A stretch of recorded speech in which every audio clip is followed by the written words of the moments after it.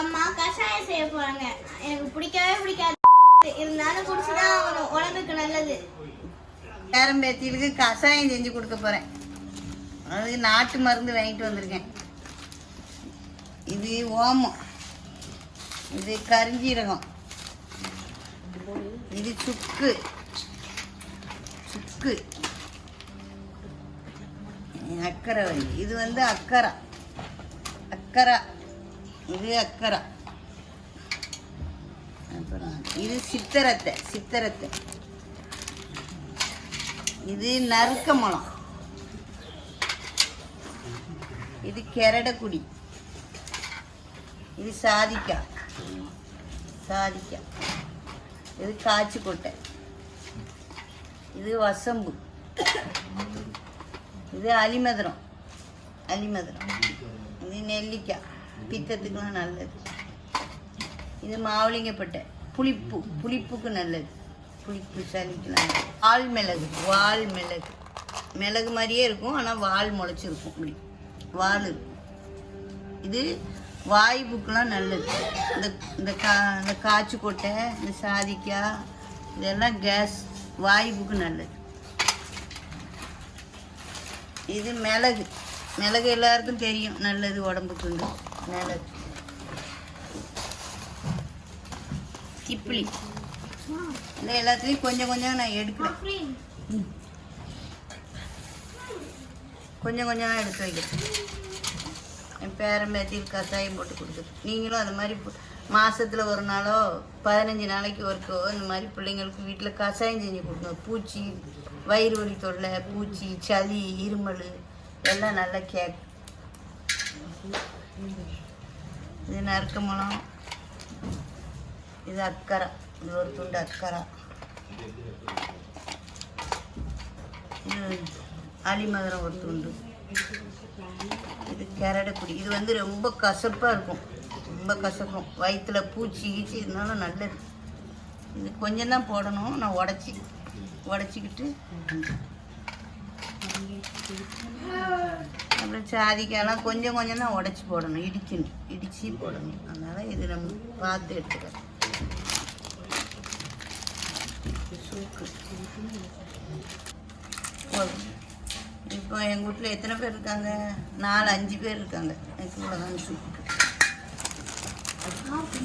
குழந்தையிலேருந்து 60 வயசு வரைக்கும் குடிக்கணும் இந்த கஷாயம். சித்திரத்தெல்லாம் நிறைய போடக்கூடாது, கொஞ்சம் தான் போடணும். அவ்வளோங்க சித்திரத்தை.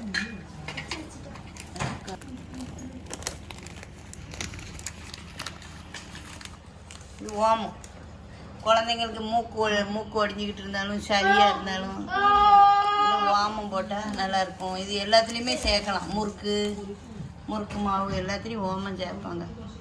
இதை லைட்டாக வறுத்து ஒரு துணியில் கட்டிக்கிட்டு இப்படி உறிஞ்சா கூட மூக்கு ஒழிகிறது, தடுமல்லாம் நின்றும். இது நல்லது ஓமம். கரிஞ்சீரகத்தில் இது கரிஞ்சீரகம். இது எப்பேற்பட்ட நோய், எந்த நோய்க்கும் இது நல்லது, எல்லா நோய்க்கும் இது நல்லது. கரிஞ்சீரகம் வந்து நல்ல மூலிகை மருந்து, இது இல்லாத மருந்தே கிடையாது. கரிஞ்சீரகம் அப்புறம் ஒரு உடச்சி கொஞ்சம் உலகான் போட்டால் போதும், நான் உடச்சி எடுக்கணும். மாவிங்க ஒரு நெல்லிக்காய், இது கொஞ்சம் பித்தத்துக்கெல்லாம் நல்லது, இது கூட நெல்லிக்காய் சேர்த்தோம்னா அவ்வளோதான். இதெல்லாம் கொஞ்சம் எடுக்கணும்.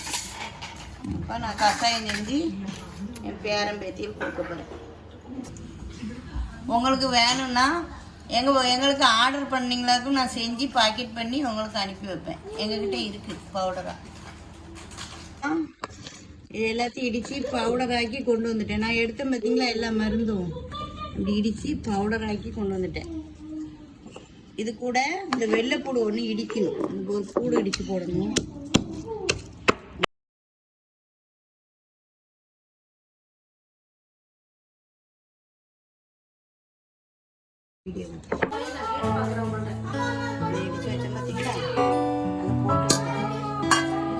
வீட்டில் நான் 5 பேர் இருக்கேன், 5-6 குழந்தை, 5 பேர் இருக்காங்க.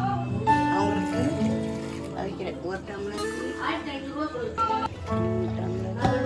தண்ணி தண்ணி ஊற்றிருக்கேன். கருப்பட்டி போட்டு வைக்கலாம்.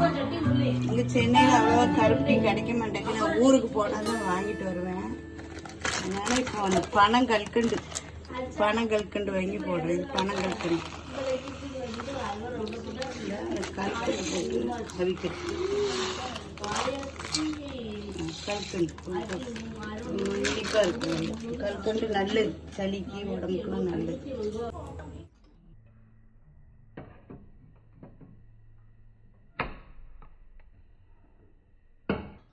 நல்லா கொதிச்சு 2 டம்ளர் ஆகணும். 2 டம்ளர் போடணும்.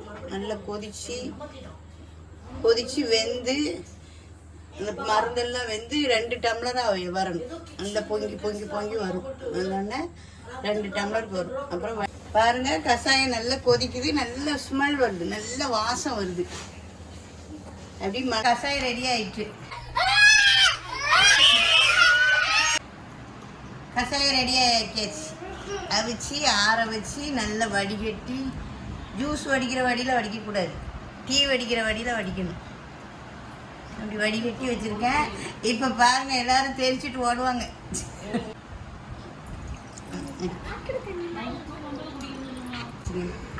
மாசத்துல 2 நாள் இப்படி கொடுங்க கஷாயம் பிள்ளைங்க.